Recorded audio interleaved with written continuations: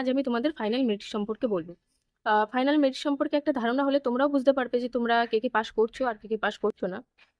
তো এই final merit সম্পর্কে বলার আগে আমি তোমাদের বলবো যে তোমরা যারা যারা ফাইনাল মেরিটে পাস করবে না, অর্থাৎ যাদের নাম উঠবে না, তারা একদম মন খারাপ করবে না।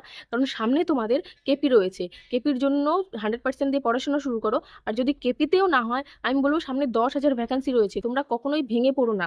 তোমরা 10,000 ভ্যাকান্সির জন্য নিজেকে তৈরি করতে শুরু করে দাও। তাহলে চলো আজ আমি তোমাদের ফাইনাল মেরিট সম্পর্কে বলি। ফাইনাল মেরিট সম্পর্কে বলার আগে আমি তোমাদের 2024-এ কেমন কি কাট অফ উঠেছিল সেটাই তোমাদের দেখিয়ে 2025-এ কেমন কি কাট অফ উঠতে পারে সেটা তোমাদের দেখাবো।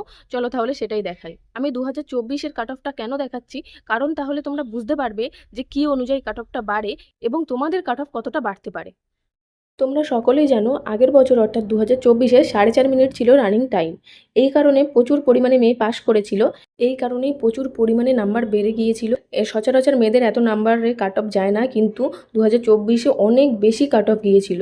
তোমাদের 2024-এর কাট অফটা দেখিয়ে দিচ্ছি, তাহলে তোমাদের বুঝতে সুবিধা হবে যে এবছরে তোমাদের ফাইনাল কাট অফ কত যেতে চলেছে। দেখো, আগের বছর ইউআরদের এসেছিল 52.25, আর ইউআরদের ফাইনাল মেরিট লিস্টে নাম্বার লেগেছিল 67.67, অর্থাৎ ডিফারেন্স ছিল 15.42, এবং এসসিদের ডিফারেন্স ছিল 14.75 এবং এসটিদের ডিফারেন্স ছিল 13.67। ফাইনাল যে কাট অফ থাকে তার সঙ্গে 15 নাম্বার অর্থাৎ ইন্টারভিউ নাম্বার অ্যাড হলেই সেটাকে বলে ফাইনাল মেরিট নাম্বার।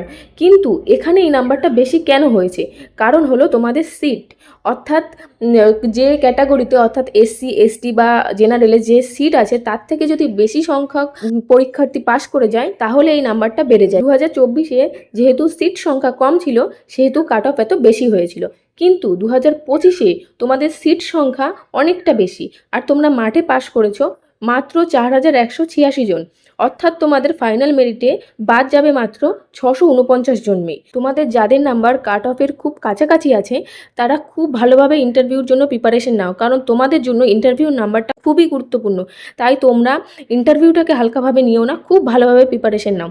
আর যাদের নাম্বার কাট অফ থেকে অনেক বেশি আছে তাদের তো চিন্তা করার কোনোই কারণ নেই।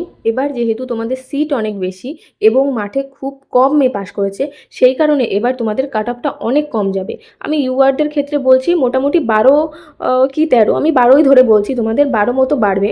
আর অন্য অন্য যে কাস্ট ক্যাটাগরি রয়েছে তাদের কাট অফ আরও কমবে। হয়তো ইন্টারভিউতে যে 12টা আমি ইউআরের সঙ্গে অ্যাড করেছি সেই 12ও তাদের লাগবে না, আরও কম লাগবে।